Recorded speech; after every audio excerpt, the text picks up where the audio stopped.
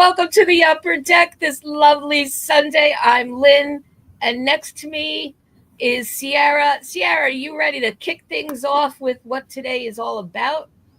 I am ready. Happy Sunday, everybody. It is my absolute favorite time of the year because it is currently March Madness time, and that brings us right into baseball season. So not only do I get to watch a basketball tournament, but literally 4 days from now, the Yankees will be playing regular season baseball, and it feels like we just ended the season yesterday. So I'm ready for it. Unfortunately, we have a ton of injuries. Some moves need to be made on the roster, but nonetheless, I'm very excited and I can't wait for this season to start.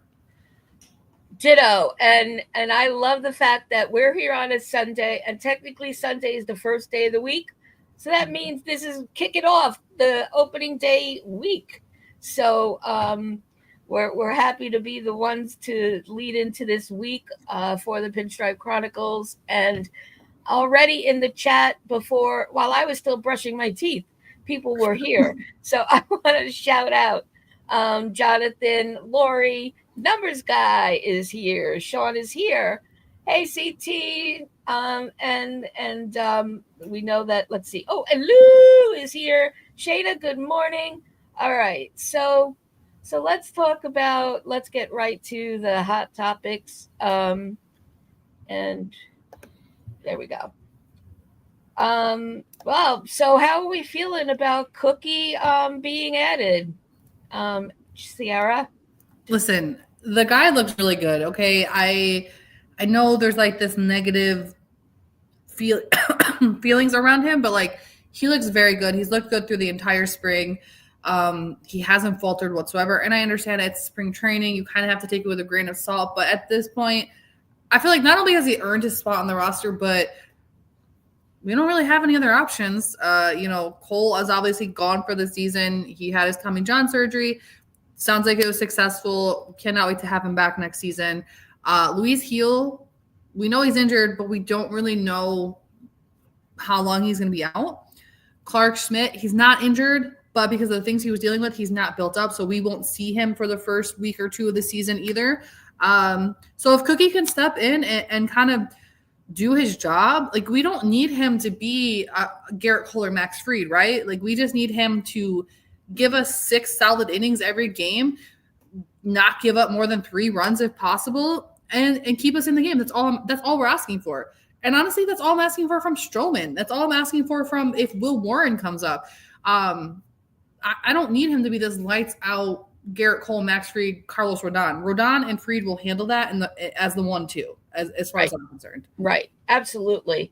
And I really just love I really don't mind a Cookie every now and then. So I'm happy to have him. And he had a really strong audition to make it up here, up to the bigs. And so he's tried and true. He's really, long into his career, and posted a 1.69 ERA during spring training. Nobody could be mad at that. So really happy about adding him. I think he's a really good addition. And so I think we're waiting to hear some news about who's officially breaking camp, but there's a few that are definites now, right? So let's lead off with Ciarra and the news from yesterday that if you didn't shed a tear, are you human? But let's talk about Ciarra. I don't think I've ever been happier for somebody to make a Major League Baseball team, right? Like Uber driver, substitute teacher, minor league baseball player. The guy has done everything and anything to make his own dreams come true. And he is proof to never give up on yourself. Like he knew that he wanted to be an MLB player. He knew that he wanted to make this work, and he did it. And now at 29 years old, he is making the New York Yankees roster. Like that's amazing. And I'm here for him. Like I'm here to root for the guy. He's someone who, take your time, figure it out. Like I'm not going to be upset if you're not killing it the first, 2 weeks in the big leagues, because at the end of the day, he's going to be the backup to Wells, right? Like he's not going to be our everyday player. So I'm ready to watch him get up here and grind and show us what he can do. And I don't know. Like I watching the video of him telling his mom that he made it, like that just made me so emotional. Yeah.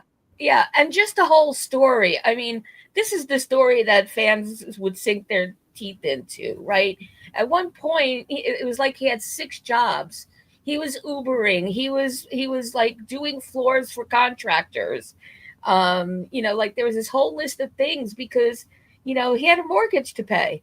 And he had just given up after I think it was what 5 years with the O's and then like that 1 year with the Royals before the Yankees took him on. So, that's like kind of a Cinderella story that you could really, wrap your arms around. And as Boone said, and I'm sorry, I'm a little bit tired. Every single person, every single player has to know when they're walking into Boone's office and there's that preamble about there were so many guys and it was hard to choose and you've done such great work and every manager, how many are you sick of these videos? They all do the same thing. You don't think they're onto you by now? Like find another way. But hey, that was another one that got me a little teary, a little bit, oh Boone, but a lot of like tearing up because and he played it well. He played it like he was surprised. And I love how he's calling his manager bro. He said it about 12 times. Oh, bro, thank you, bro. And just so excited. I want to wrap my arms around him. And to your point, he's the backup. He's the backup catcher. And I don't even want to almost say this out loud, but the next one we fully expect, if it isn't already official by now, is Rice is going to obviously make the roster, and so push comes to shove, he can pivot in platoon, because he's there at first base for Goldschmidt. So, and you're right, Sean, and Boone can't resist trolling, and Laura, you're 100%. He is. It's a Cinderella story, right? I mean, he's no kid. Jordan, good morning. That's right. This is the story of never give up. You have a dream. You stick with that dream until you're forced to wake up. And he wasn't letting go. And Max, good morning. Let's see what you have to say. Is the best story of the spring. Absolutely. Everyone loves a feel good story. It's like a Hallmark movie for baseball. And I just love seeing it. And FJ, I see you in the chat. Good to see you, my friend. And Jordan, you as well, snuck in while we're talking about that. So I mentioned Rice. Let's talk about Rice. I mean, no one's concerned about this, right? No, and just real quick though, to wrap up JC Escarra, when he gets his first major league hit, I just that stadium's gonna erupt. Like, and all of us fans across wherever we're at, like everyone is just going to be so happy. Like, I know anyone getting their first major league hit is a big deal, but just because this kid is such kid, we're literally the same age. This guy is such a Cinderella story, and everyone's just rooting for him. It's going to be such a big deal. But when it comes to Ben Rice, I still have such mixed opinions. Like Rice has done so well in the spring, and he's definitely earned his spot on this team. I don't know. Like, are you going to DH? Are you going to be the backup first baseman? Like, what is Ben Rice's future? He came into the spring, he put on some weight, which has done wonders for him. He's hit 5 home runs so far this spring. Like, he looks phenomenal. And I'm a Ben Rice fan, even if it's just because I like to sing his name. But I'm here to root for the kid. So I'm interested to see how this plays out for him, especially with, and we'll get into it a little bit more, but with a certain someone opting out of their contract with us, that kind of opens up the door for Ben Rice to come in and be the DH to start the spring out. Because looking at it from an outsider's perspective, who else is going to be that DH with Stanton starting? I mean, technically they haven't put him on the IL yet, but he's not starting the season, right? So we need someone to step in and do it. And right now it looks like Ben Rice would be that guy. Yep. And I'm not mad at it, but I also think that we have to remember that we already have history with him lighting it up and then sputtering it. Last year is not a faint memory yet in that regard. And yet he put on a clinic, like you were just saying, during spring training from the beginning and consistently throughout. I think I would be more than confident and fine with him coming up. If not, I think it's written on the wall that we're going to be seeing him throughout the season, and they're going to have to be really careful with his options. So, but I'd be glad to have him on the bench. And yet, at the same time, last week we spent a lot of time talking about, there's not going to be enough room on the bench for all these bench pieces. So I'm sure that's part of the calculation that they're still figuring out before Tuesday. And so let's get to it because Sean asked it. Are you surprised Smith opted out? Um, so to me, him opting out says that the Yankees told him he wasn't making the 26-man roster, right? Because why opt out? He's done really well in the spring. He and Ben Rice have very similar numbers. And honestly, when it comes to Don Smith, like, what you're getting out of him. You're going to get a professional at bat every single time. But maybe the Yankees just decided, like, hey, like, we've seen this. You've been in the league for so long. Like, we already know what you're capable of. You've already hit your ceiling. Whereas, like, a guy like Ben Rice, we haven't seen him hit his ceiling yet, right? So I'm wondering if that kind of has something to do with it. But you know what? I think Dom Smith will get picked up by somebody, and we'll see him at some point in the season. If the Yankees have until Tuesday to decide if they're going to put him on the 40-man roster. But if they don't, he's going to go somewhere. Like, he was – Boston used him last season. It wasn't like he just sat on the bench and did absolutely nothing. They did utilize him. So it'll be interesting to see what happens with him too.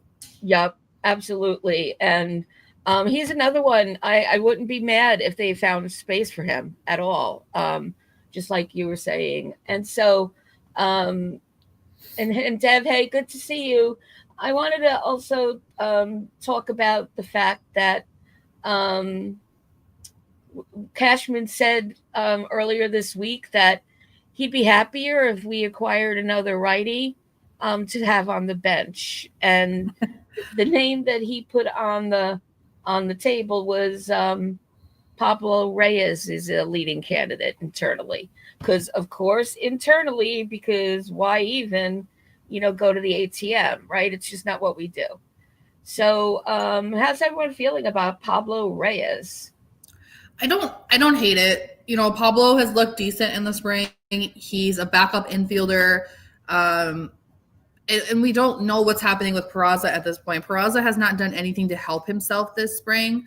So if he even makes the team, he will be on the bench. So to have Reyes as well as a backup wouldn't be the worst idea in the world. Because, I mean, let's face it, you can never have too many good gloves at the outfield, or I'm sorry, in the infield, especially coming off of the last few seasons where we haven't really had good infield defense. So, but if it comes down to, well, let me ask this question. Rice is a righty, right? I think Rice is a lefty. Oh, he's a lefty, so never mind. I don't have a question. No questions. Because otherwise it's like just a no question to me. But Pablo Reyes, I have to be honest, hasn't made that much of an impression on me. Why Reyes over Vivas, for example? I just thought that was a surprise name to toss out there. But all right, so I'm going to shift us to this so I could talk about the next guy. You had a Goldschmidt item before I do that. So I just found it interesting that Goldschmidt led off yesterday, obviously for the first time this spring. Aaron Boone did mention that he could possibly be our leadoff hitter versus lefties and Wells versus righties. To me, that's very interesting. So I'm huge on lineup construction and consistency. So I'm just curious to know what the thought process for Boone is behind this. Is Goldschmidt some master left-handed hitter that we're not aware of? I don't know. And that's no knock to Paul Goldschmidt. The guy has had a phenomenal career. He's going to be a Hall of Famer. But it seems super random to me. It definitely came as a surprise to me as well. However, let's get out of him what we could get out of him for the 1 year we have him. And maybe this is a chance to see, is there going to be a senior aged that sounds funny, but in baseball world, he's getting up there in age. Is it time to see what else he has to offer, and does he have the stuff, so that maybe we could extend him if needed. So I'm not mad at it. And I do like the idea of switching leadoff up in that way. I think I found it very encouraging that that would seem sort of a platoon situation, which would be fairly consistent. I'm the opposite. I don't like, and this was my issue with Boone last season, and I feel like I messed with Volpe, and I feel like I messed with Glaber, and it messed with the lineup in general. I feel like once you have solidified your leadoff hitter, it shouldn't matter if it's a righty or a lefty. Especially since and I was against Wells being the leadoff hitter. But he's raking right now in spring training. So why mess with that, right? Like if we were going to start the season with him as leadoff, just leave him there. Ride it out. Wells, Judgy, Belly. Like that is your three, in my opinion. Let them ride it out and don't mess with it. Goldschmidt, I don't know where he fits in 4, 5, 6, but wherever it is, just leave him there. I don't.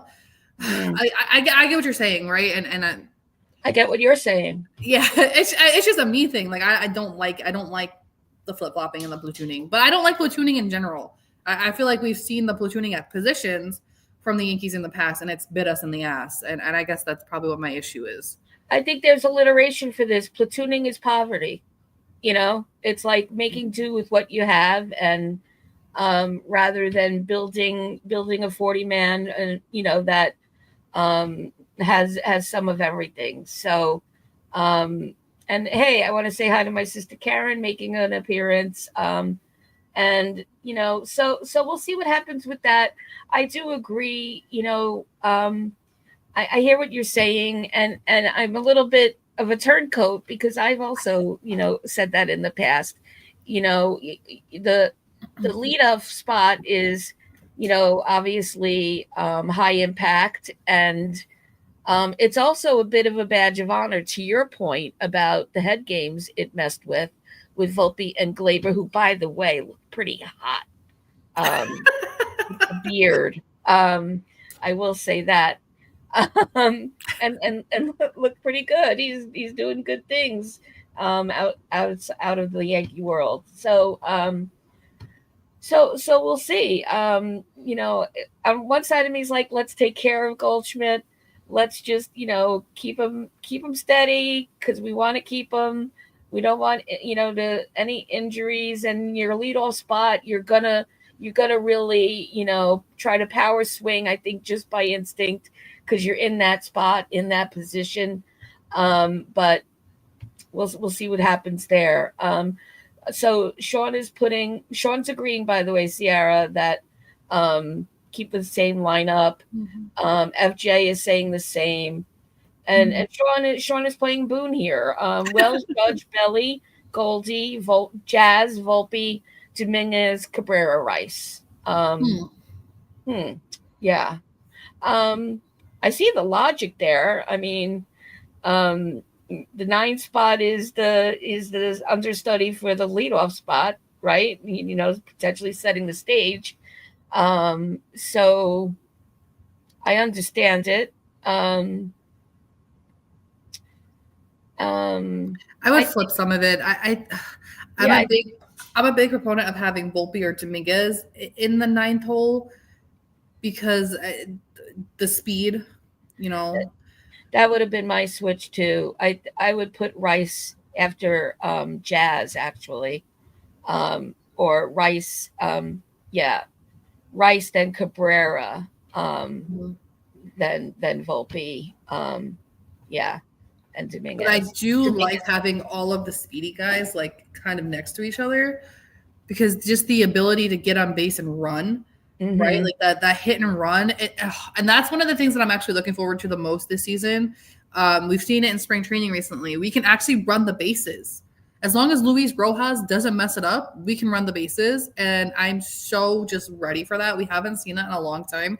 Last season, I think we were in like the bottom of the MLB for stolen bases. Yes, we were. So if we could just light it up right out the gate, I would be happy with that.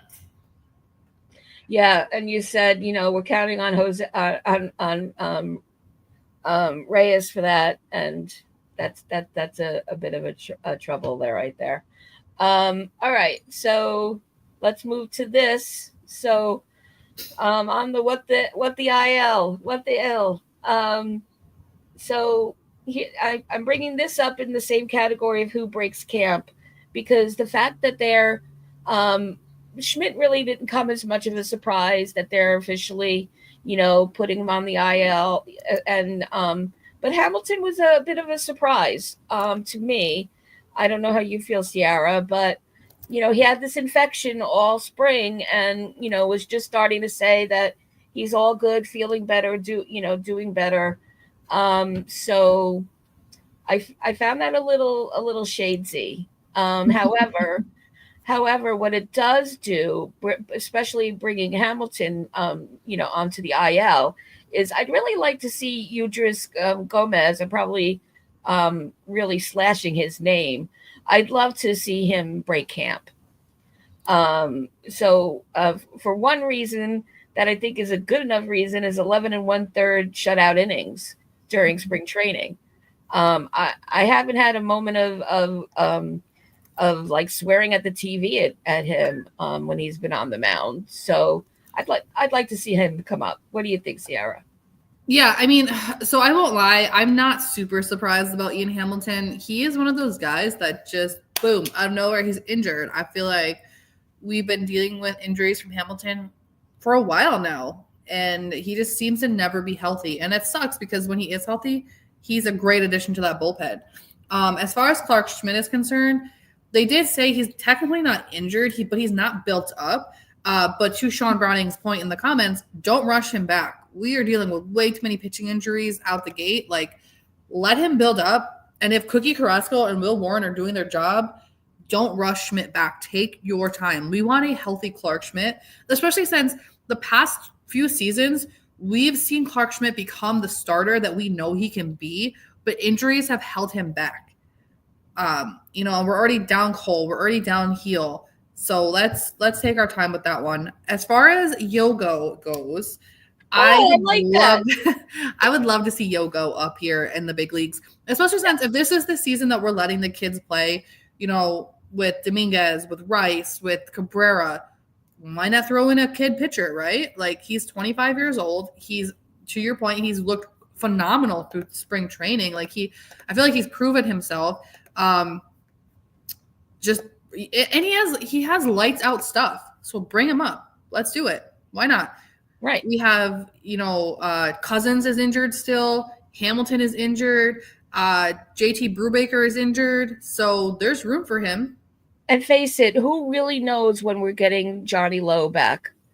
That's a great point. Has anyone heard anything about Johnny Lasagna at all? Like, they hit his contract. Like, I'm sorry, the Yankees have done some shady things this offseason. Maybe that's just me opinion, but I don't like how they've handled a lot of these injuries, or just a lot of things actually in this offseason. I mean, look at Stanton, for example. We still don't know. There's so much random crap coming out about Stanton's injury now. What is the truth behind it? Well, they don't love transparency.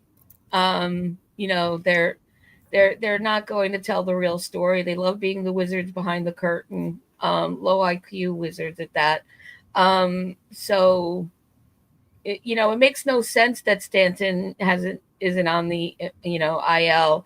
I suppose that maybe they're waiting until the season starts to officially do it, but that makes no sense. FJ's asking if Gomez is out of options. He is. I just looked it up because I wasn't sure. It looks like he exercised his fourth option last year. So, yeah, I mean, he has to make the roster at this point. And it would be kind of sad if he didn't. Like I said, he's 25. Like, he's so young. He's a flamethrower. He's looked lights out through spring training. And again, I get it, spring training, take it with a grain of salt, but it's also there as a tryout for some of these guys. Like, obviously, you know, Judge and Belly and like all these guys, they're not trying out. That's why we're not, you know, Judge doesn't have to do as much. But when it comes to a young guy like Yogo, this is his time to prove himself. I mean, look at Ben Rice. Ben Rice showed up and proved himself, and he's probably going to earn a spot on the opening day roster. So same thing should go for Yogo. That's right. And don't have regrets later. We know already the troubles in the pen with the injuries preseason. So like, why even take the chance? Just sign this guy, and keep him here with us. And FJ is saying are not this Yankee fan, FJ. I don't think any Yankee fan believes that. I don't. And I think even when they do put him on the IL, I think they're going to have to, obviously. I wouldn't even take that as, an expectation of when he's going to be back.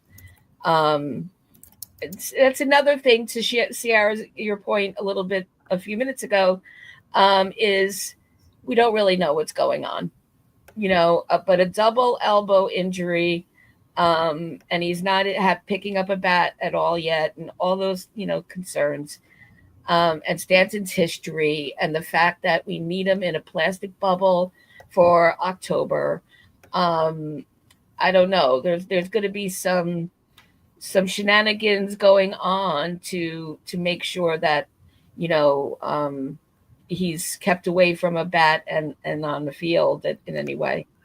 The Stanton injury is frustrating for me because, yes, we're used to Stanton missing time for his legs, right? Yeah. Like, it's always the legs. It has never been the arms. That's right. So now this article has come out, right, that says last season somebody within the organization suggested that he change his bat or he change his swing,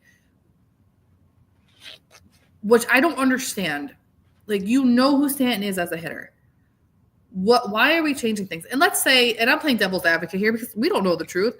Let's say he did change his bat and it's a lighter bat, but he's still swinging with full force because he's Stanton and that's what he does. Like, is that why his friggin' elbows are broken? Like, and according to the article, this person is no longer with the organization. But then the other part of me is like, are they just looking for a scapegoat? Because they can't explain this to the fans. Like, he played the entire postseason supposedly with tennis elbows, and now he's at a point where he can't hold anything without it hurting. Like, that's a huge difference from October to now. And I'm sorry, we're Stanton fans on this channel, but I don't see him being back by Memorial Day. I don't see him being back before August, if I'm being completely honest. And that's where, I don't know.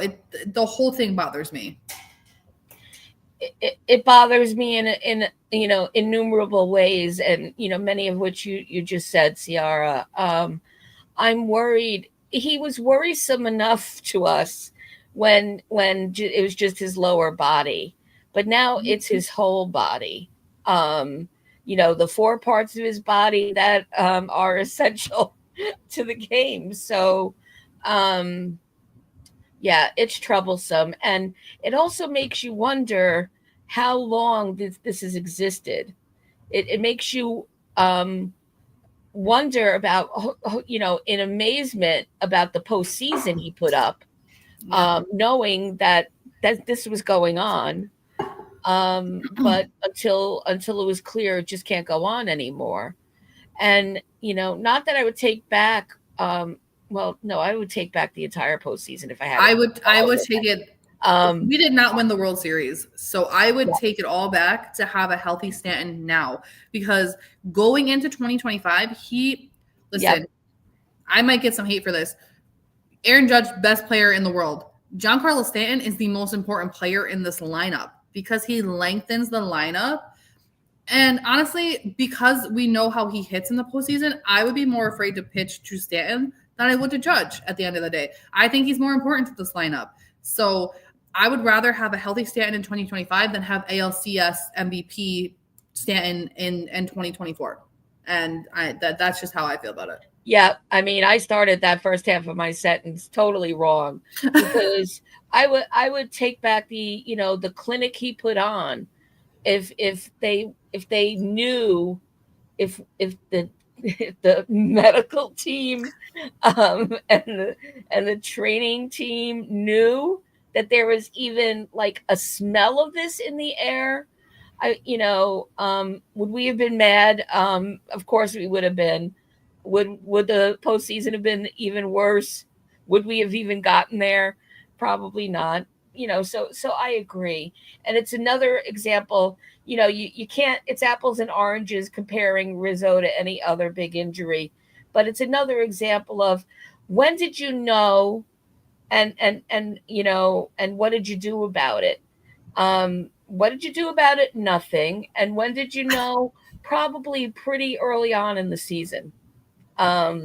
We didn't see much of Stanton. He had his long spurts of being on the bench.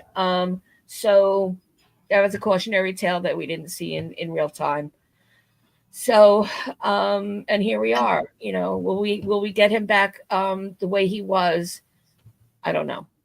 and not to mention, like, there's no news about DJ LeMahieu. None whatsoever. Yeah. The guy, second at bat of spring, goes down with a calf injury. There's been no updates. There's been no DJ LeMahieu's working on this. DJ LeMahieu's looking better. There's no DJ LeMahieu's going on the IL. Like, there's literally no news regarding DJ LeMahieu. So, what's going on there? Like, that's also an issue in my opinion. So what's the conspiracy theory behind that? Are they trying to figure out a way to off him not in the mobster way, like offload him onto another team? Are they I looking on buying him out? Because it is highly suspicious. I would think if they were gonna old yeller him that they would have already did it. You know what I mean? Like, at the end of the day, that's probably the best option for this team moving forward is to just give him the Jacoby Ellsbury, Josh Donaldson, Aaron Hicks treatment. But Cashman doesn't. Not I shouldn't even say Cashman. It seems more like a Hal thing. Hal doesn't want to spend that money if he doesn't have to. I think he's going to try to squeeze every last drop of baseball player out of DJ LeMahieu. And I don't know what he's going to get because at the end of the day, it's not there. Like, he's not 2019 DJ LeMahieu anymore. So I'm sorry.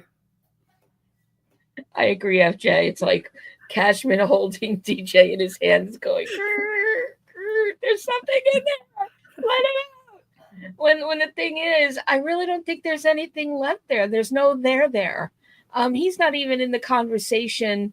For platooning with Cabrera as it looks at this point for third base. Like, he hasn't been in that three-way conversation in a really long time. So Boone stopped saying it. The press has stopped asking, which is an interesting tell as well. I haven't seen anything come out from any of the usual suspects for reporting that kind of thing.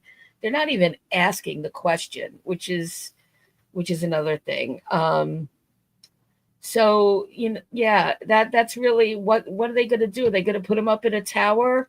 Is this like a Bronte novel where they're going to hide him away while they court DJ somebody LeMahieu, else? DJ, let down your long hair. We're going Rapunzel. Yeah. So yeah, exactly. So that's a big open question for sure. And you mentioned it just a minute ago, Ciarra. So Cole, they put on the IL for 60 days. What's that? Yeah, about? I mean, they finally just had to do it. The guy had Tommy John surgery. We know he's not coming back till next season. So thank you for finally opening up the roster spot. I think they were just waiting to make that decision with Cookie Carrasco. So shout out to my guy Cookie. I like the guy. I'm excited to see what he can do. But they're gonna have to make a few more moves to make room on this roster, in my opinion. So Right. we'll see what happens. They have a few more days. We're what? I'm not very good at math, but 4 more days until 4 more days opening till day. opening day. Yep. So You're right. we'll see what happens. Yeah, we will. So 4 more days until we're in the Bronx, right where we belong. But until then, we still have some spring training to do. Last day in Tampa is today. And then I think then 2 more games before they head back up to the Bronx. 2 more games away. So I want to talk about Friday night's game from Rodon, because if we could just freeze that and keep it on a shelf and inject him with it for the rest of the season. I thought he had a really good outing Friday night. It's the Rodon you want to see. And so he gave up 3 hits, 3 base on balls, and he had 5 strikeouts, and he threw 77 pitches, made it into the 5th, so deep into the 5th. I'm not mad at that from him. Yeah, no, he looks good. My only concern about Rodon going into this season, like last season, he seemed to love to give up the home run to the 9th hitter more than anybody in the MLB. That is my biggest concern going into the season. Like, can he keep that under control? That's it. Like, his command looks great. If he can give us the innings, like, I'm not worried about Rodon, especially since Fried will be the ace. So that pressure is off of Rodon. If Rodon can just go in and do what we know he can do, then we'll be okay. But if he goes back to his old ways where he goes back to crybaby Rodon, then we're going to have an issue. That's when we see him breaking down, is when he has an attitude. We can't have that version of Rodon, because that's when he pitches bad. So yeah. He has to stay out of his head and just focus on the game. We definitely need that steady, fully mentally, intact Rodon that we saw a glimpse of Friday night. And hey, drunk Hispanic, great to see you. I think it's your first time here, so thanks for joining. And in a very hot topic-y kind of way, you're joining us. There's no way that they will let go of Cole. There's no way that they should. And it's not about loyalty. He's 2 seasons back from a Cy Young season. And, so before, and let's say, just like what we just talked about with Stanton, he probably needed this TJ a while ago, because he's had multiple injuries that pointed towards it. But he's Cole. I think he remains our ace. I think that, he needs to take that year and take it well, and give him the time to, get back into his condition. But I believe he's going to get into that condition and still be our ace. Go ahead, Ciarra. I'm going to play devil's advocate for a second here. Oh my God. Let's say we walked away from Cole in the offseason, right? Let's say we moved on. We were signing Fried regardless. So we still don't have another pitcher. Whether you move on from Cole or not, we didn't go get another pitcher. We weren't going to go get another pitcher, because they've made it very clear we're not going over this amount of money. So with getting Fried and Goldschmidt and Belly, we weren't doing anything else. Corbin Burns was never going to be in the conversation. Like, none of these guys. Like, we could sit here and throw out names all we want, but the Yankees made it very clear they weren't spending a certain amount of money, and they chose to get Max Fried. So you still would need another pitcher on top of that, and that wasn't going to happen. So you would still have the same rotation you have now of Stroman, Carrasco, possibly Will Warren, Max Fried, and Rodon. So it wouldn't make a difference at the end of the day. Right. Yeah, I think that's fair. And, also, I don't think Cole's age is relevant here. And when you think about his age, and I think he's going to be 35 or 36 during this season. Let's all remember how old Corey Kluber was when he pitched his perfect game. I think there's times when we do use age as an explanation. I don't think Cole's an example where we would do that. And you're really trying hard, his drunk uncle here, because They're not going to do that with Cole. I think there's other players he would do that with. They're not going to do that to Cole. Now, what is interesting is Sean is saying that Alcantara is coming off Tommy John. So yeah, so I've seen Sandy's name thrown out a lot recently online. The only problem is the Yankees don't have the trade capital to make that type of trade. Because they're not, the problem is they're not willing to give up the guys that other teams want, but they're also not willing to play them. It's what the Yankees do best, right? They're huggers. So we don't have the trade capital to go get a Sandy Alcantara. Or even like Dylan Cease's name has come back up recently. We didn't have the trade capital to get him when he was with the White Sox. We're not going to have the trade capital to get him now when he's with the Padres. And if we do, it's not going to be until the All-Star break. Right. So I don't know. I feel like this is our team. We got what we got. If we are getting that last-minute trade, because let's face it, it's not impossible to have a last-minute trade. The Cleveland Guardians just pulled off a trade yesterday with the Rockies where they went and got Nolan Jones. So it's not impossible. But if it's going to happen, we're going to be getting some random person that none of us actually want.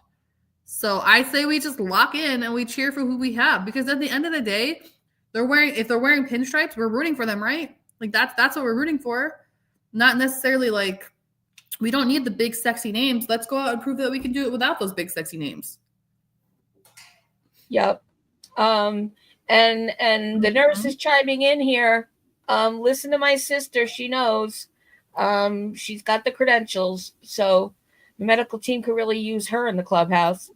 So and there was something with Cole about the internal brace being part of the procedure. I'm assuming that that's a wonderful thing that's going to help with the rehab and bring it back. Karen will tell me if that's true or not, a good assumption or not. But yeah, I mean, if we walked away from every pitcher currently in MLB that has had this, there'd be no pitchers. We would need like a motorized, we need that pitching machine they use during batting practice, for crying out loud. It's becoming like everybody's got to have it before they retire. So I don't think that's it. And well, I mean, you got to think about it. Like this is not a natural motion, right? Like softball, this is more of a natural motion.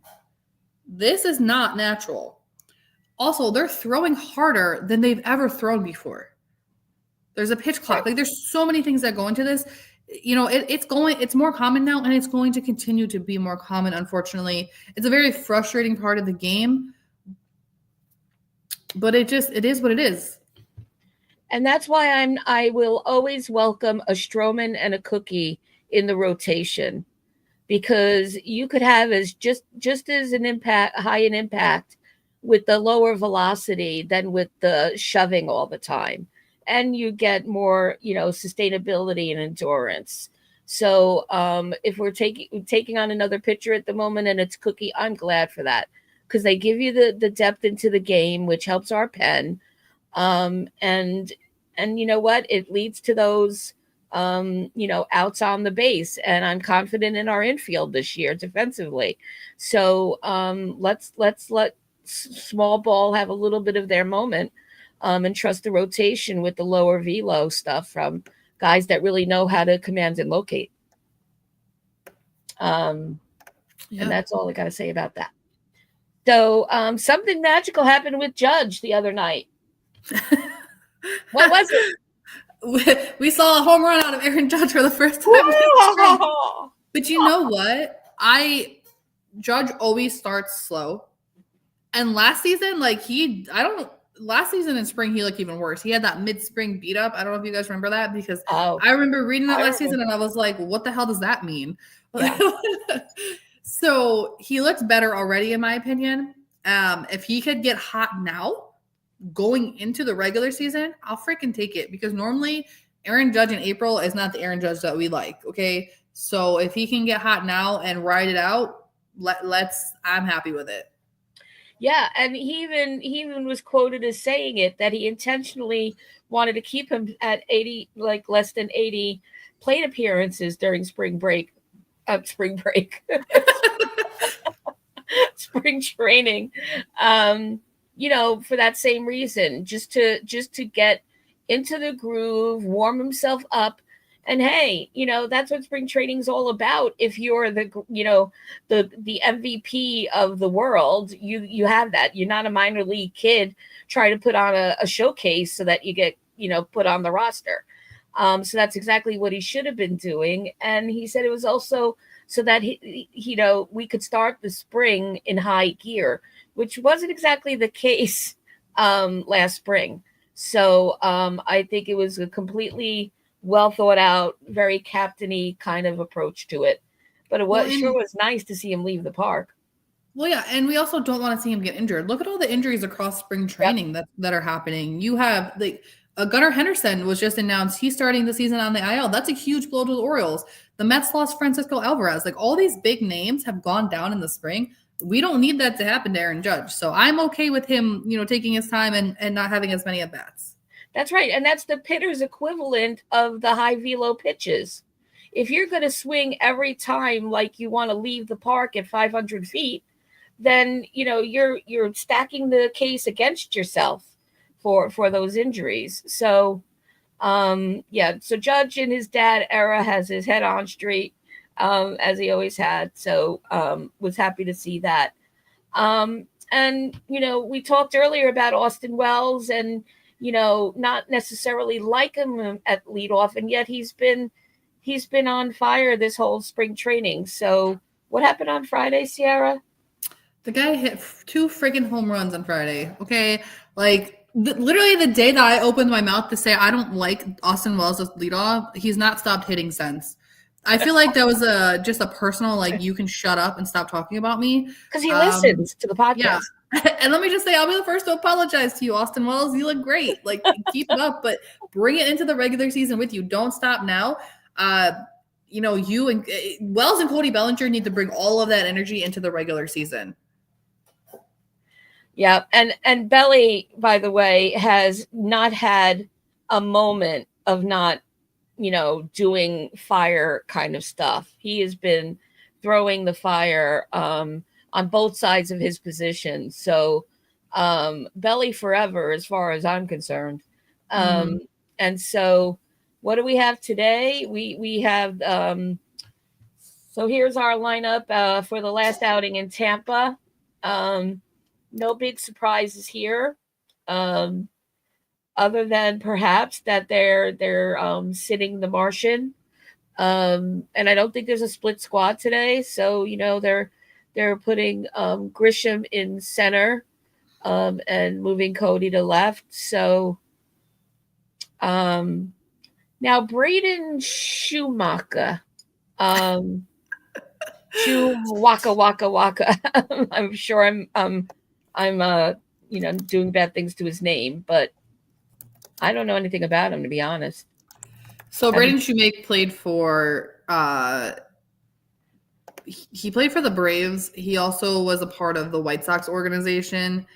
2024, he was in the White Sox organization, but didn't make the MLB team. So I don't know. That's all I got for you. I feel like if you can't make the White Sox, that's just a lot, because they had historically lost the most games in 2024.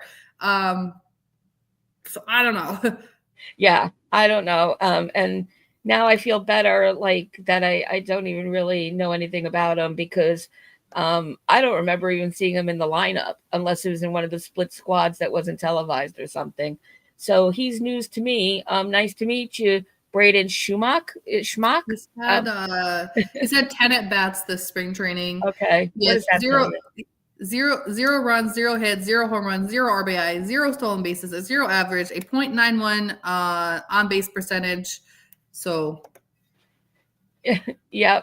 I remember Shoemaker, the jockey. Yeah. Well, as someone said earlier in the chat, we hardly knew ye, Braden Schumacher. But it looks like you're going back down to the minors. So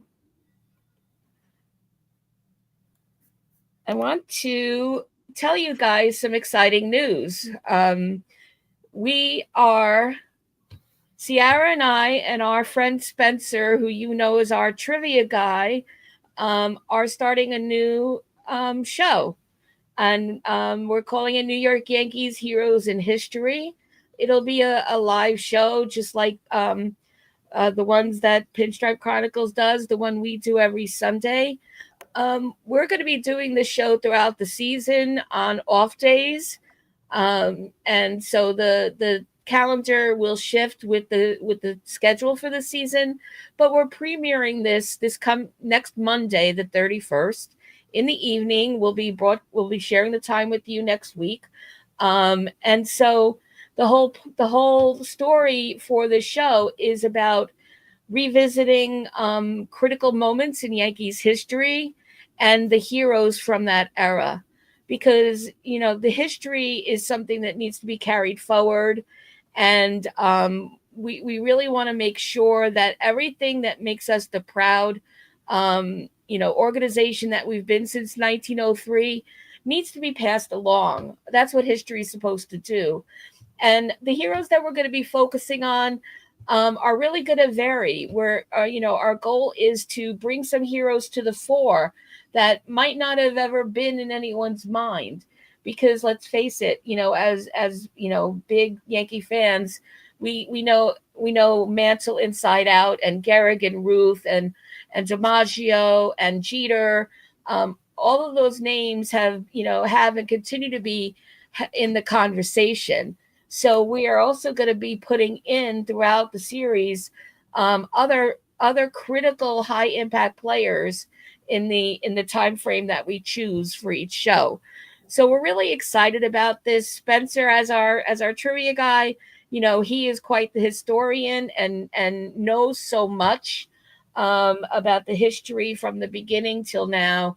And Ciarra is going to be our expert on living through her fandom, in which started in the dynasty era and continues now.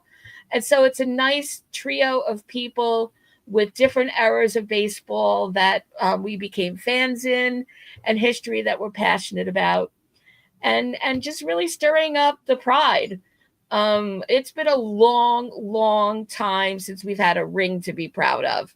And so we're here to remind people of our foundation and the principles of this organization and all the good things that have happened, and the periods of time when nothing happened. Like we feel like this is the only time in history that it's been this many years, and we're here to tell you, and we'll be telling you, oh no, there's been worse, darker eras than this. So we'll keep you posted. We hope that you keep this in mind, and tune in and support us like you do every week. And Ciarra, did I miss anything? No, but I personally cannot wait to talk about the legend of Aaron Boone when we get to that point, because Oh, spoiler alert! You just ruined our premiere. Just kidding. Just kidding. But thank you for all the great compliments in the chat. I'm glad that you guys love the idea of this. We're so excited to bring it to you. We've been working on this for quite a while, and so thank you for joining us in the enthusiasm there. And it's still Women in History Month, and we're going to close up the show. Speaking of history, talking about a couple of women in baseball history. And so I want to start by talking to you about Jackie Mitchell for a second. So in 1931, Jackie was 16 years old when she signed a contract with a men's minor league team, the Chattanooga Lookouts. Chattanooga Lookouts, woo woo. And so soon after, the Lookout will stage an exhibition game against the New York Yankees. And they arranged for Mitchell to pitch against Babe Ruth and Lou Gehrig. And there's the picture right there up on the screen. Guess what? She struck out both of them during that exhibition game. you go, girl. And even though, and of course, there's always going to be skeptics. Even back in 1931, there were skeptics who said, "Oh, it was staged for the exhibition game." But she definitely, until her dying day, said that she simply surprised them with her tough sinker, and she stuck to it till the end. Unfortunately, Mitchell's contract was very short lived because women in sports was just, you think it's hard to break through now in 2025. Back then, it was near impossible. So the commissioner of baseball, his name was Landis, ruled her contract null and void and began a ban of women players that would last until 1993, ladies and gentlemen. So, hey, Landis, I'm talking to you down there where you are at the moment. Screw off. Look at that. That is a disgrace. And that is your legacy. But we're here to show you that you are so wrong. So that just, it just gets my goat, as my grandmother would have said. And so we have another woman to talk about. Do you want to take this one? Yeah, so Effa Manley. So back in 1935, Effa and her husband Abe purchased the Brooklyn Eagles, who were a Negro League franchise, and they moved them from Brooklyn to Newark, New Jersey. Manley ran the business operations, so she did contract negotiations, payroll, all the behind-the-scenes fun stuff that make an organization happen, while her husband got to be the face of it because, men. Anyway, so she really worked on improving conditions for players, including securing best hotel accommodations, especially. And this was at a time where everything was segregated. So trying to secure the best available for them, it had to have been hard work. You're going through tough times. People are going out of their way to make sure that Black people are not comfortable in this country. With that being said, she was also a huge activist during the civil rights movement. She was very much involved in that. And then in 2006, she went on to become the first woman inducted into the Baseball Hall of Fame. So you go, girl. Not only was she just a good human being and believed that everybody deserved rights, regardless of skin color, religion, race, anything like that, she's the first woman into the Baseball Hall of Fame. So that is somebody that a little girl should look up to. 100%, and a great way to end this week's show. Effa really ruled the school back then, and that's something, again, part of history that everyone should look to, and especially the girls that were wanting to raise to believe that they could do anything that their friends of the other gender types are not. So I want to thank everybody. Don't forget to like, share this show, and as always, you always have a reserved seat with Ciarra and me right here on the upper deck. Join us next Sunday, the first episode of the 2025 season. So take care, everybody. Peace out.